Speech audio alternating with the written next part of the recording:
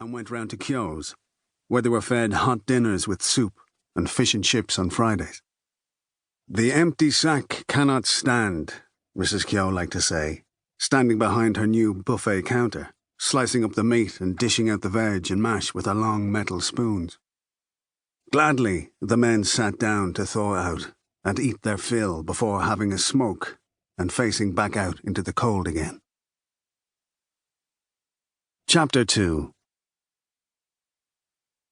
Furlong had come from nothing.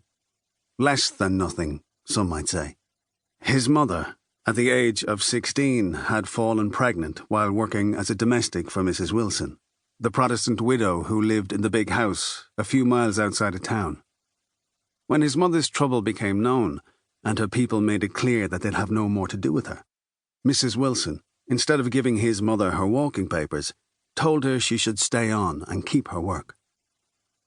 On the morning Furlong was born, it was Mrs. Wilson who had his mother taken into hospital and had them brought home. It was the 1st of April 1946, and some said the boy would turn out to be a fool.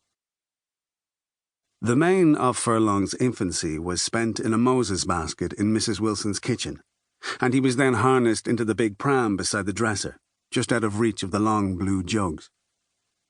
His earliest memories were of serving plates, a black range, hot, hot, and a shining floor of square tiles made of 2 colours, on which he crawled and later walked, and later still learned resembled a draughts board, whose pieces either jumped over others or were taken. As he grew, Mrs. Wilson, who had no children of her own, took him under her wing, gave him little jobs and helped him along with his reading. She had a small library and didn't seem to care much for what judgments others passed, but carried temperately along with her own life, living off the pension she received on account of her husband having been killed in the war, and what income that came from her small herd of well-minded Herefords and Cheviot ewes.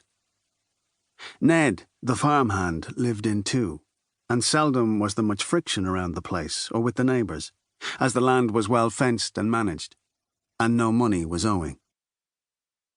Neither was there much tension over religious beliefs, which, on both sides, were lukewarm.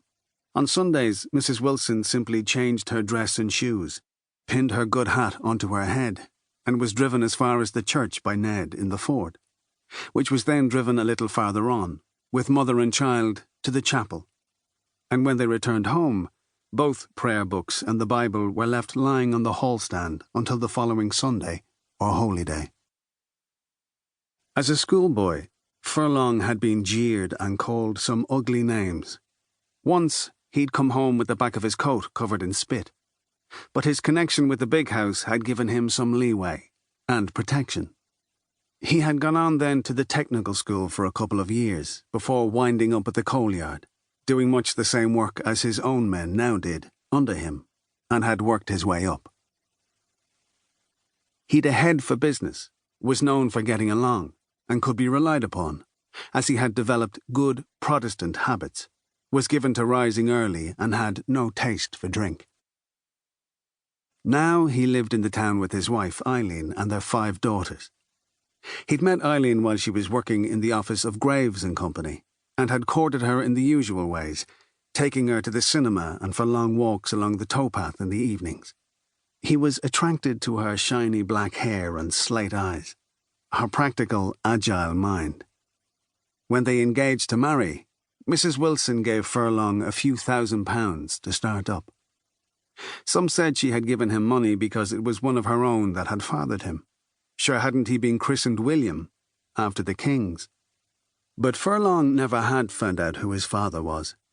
His mother had died suddenly, keeled over on the cobblestones one day, wheeling a barrow of crab apples up to the house to make jelly.